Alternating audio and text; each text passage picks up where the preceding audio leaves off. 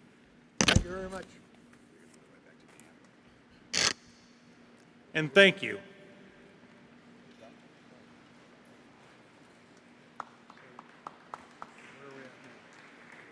I'm going to explain that we're going to go early and then you're going to recess us. Okay.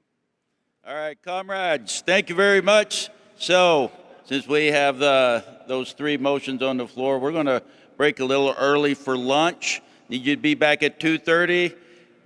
I know we have some classes and stuff going on after that. The business of the organization takes priority. So if you want your say, make sure you're here in this room. Also, I need support for an electronic voting system so I can present that to the council next year. So you can just vote off your phone while you're in the room. Comrade Commander-in-Chief, we're ready to recess. Comrades, this session stands in recess till 2:30.